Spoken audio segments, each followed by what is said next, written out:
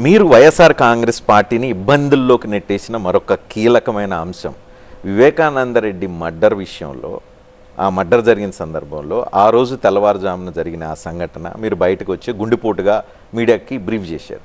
మీ పేరుతో గుండెపోటు వచ్చి ఇప్పుడు అదే అంశం అక్కడ కడపలో ఎన్నికల ఎజెండాగా మారింది. అదే అంశం సిబిఐ ఎంక్వైరీకి సంబంధించిన ఎంక్వైరీలో అదొక కీలక అంశంగా మారింది. ఎందుకు ఆ సందర్భం క్రియేట్ అయింది? మీరు తెలిసి చెప్పారా, తెలియక జరిగిందా, లేకపోతే ఈ పరిణామం వల్ల ఇప్పుడు జరుగుతున్న ఇబ్బందులకు మీరు సమాధానం ఏం చెప్తారు?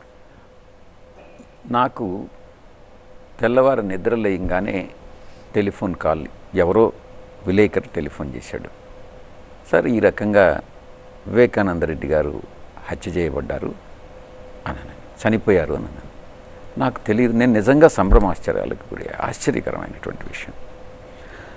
ఇమ్మీడియట్గా ఒక్క నిమిషం నాకు టైం ఇవ్వండి, నాకు తెలియదు, నేను కనుక్కుంటానని చెప్పి నేను పులివెందులకి ఫోన్ చేశాను. నేను ఫోన్ చేసినప్పుడు అక్కడ వాళ్ళు చెప్పినటువంటి విషయం,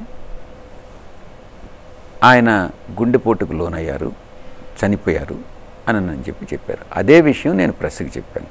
అంతేగాని దాంట్లో ఉద్దేశపూర్వకంగా మార్చి చెప్పాలనో లేకుంటే నేను ప్రత్యక్షంగా చూడడము ఏమీ జరగలేదు. అక్కడ రాజకీయాల్లో సహజంగా ఇంటర్ప్రిటేషన్ అన్నటువంటిది రకరకాలుగా వాళ్ళకు అనుకూలంగా చేసుకుంటారు. ఇది కూడా తెలుగుదేశం పార్టీ వాళ్ళకు అనుకూలంగా చేసుకుంటాం. ఓకే.